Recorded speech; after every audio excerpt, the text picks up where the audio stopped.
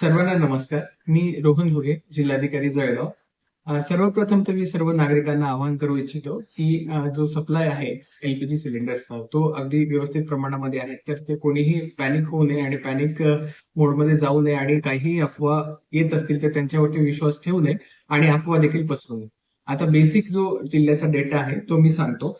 आपल्याकडे सिंगल गॅसधारक सिलेंडरची संख्या 7,51,000 234 आहे. डबल गॅसधारक ग्राहकांची संख्या 4,84,816 आहे आणि असं मिळून एकूण गॅसधारक जे आहेत ते आपल्याकडे 12,36,050 आहे आणि त्यामधील उज्ज्वला गॅस धारकांची संख्या ही 2,73,508 एवढी आहे.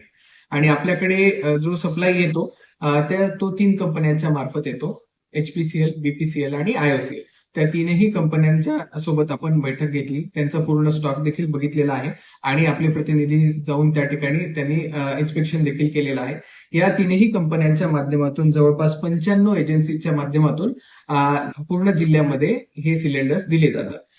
तर त्यामध्ये डेली जो सप्लाय त्यांचा कन्झम्पशन आहे त्याच्यामध्ये 20,199 हे डोमेस्टिक युजर्स आहेत.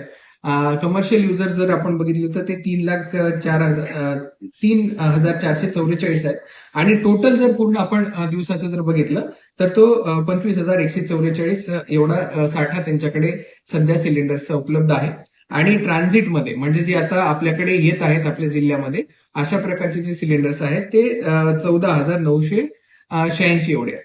जर आपण या तिन्ही कंपन्यांचं बघितलं तर एचपीसीएल कडे 3 दिवसांचा साठा आहे, बीपीसीएल कडे 2.11 दिवसांचा साठा आहे आणि आयओसीएल कडे 2.12 दिवसांचा साठा. जर आपण युजल वेळेस जरी बघितलं तरी एवढाच साठा हा त्यांच्याकडे उपलब्ध असतो, स्टॉकमध्ये असतो आणि ट्रान्झिट मधला साठा देखील तेवढाच आहे.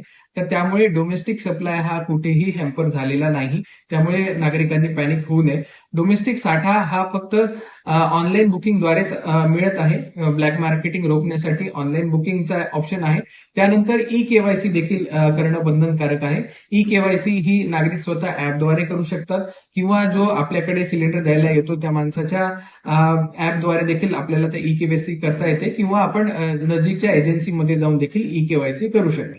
आणि त्यानंतर ब्लॅक मार्केटिंग रोखण्यासाठी ओटीपी म्हणजे वन टाइम पासवर्ड जो आपल्या रजिस्टर्ड मोबाईल नंबरवरती येतो याचा देखील उपयोग केला जाणार आहे, ज्यामुळे कुठेही साठेबाजी होणार नाही आणि जे ग्राहक आहेत जे ओरिजिनल ग्राहक आहेत त्यांच्यापर्यंतच हे सिलेंडर पोहोचतील.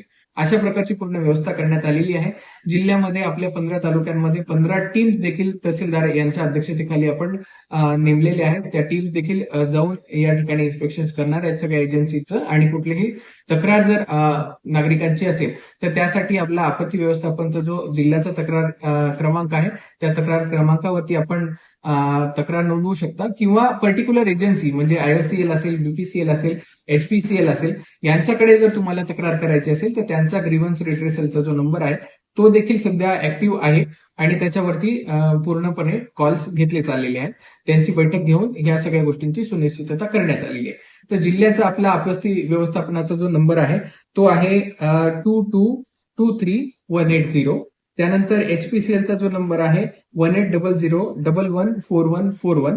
त्यानंतर बीपीसीएलचा जो नंबर आहे 1800-224344 आणि आयओसीएलचा जो नंबर आहे 1800-233-555. अशा प्रकारचे नंबर्स आहेत. तर नागरिकांनी कुठेही पॅनिक होऊ नये. साठा पुरेशा प्रमाणात आहे, येणारा साठा देखील पुरेशा प्रमाणात आहे, त्यामुळे कुठल्याही अफवांना बळी पडू नये आणि आपल्याकडे काही ग्रीव्हन्सेस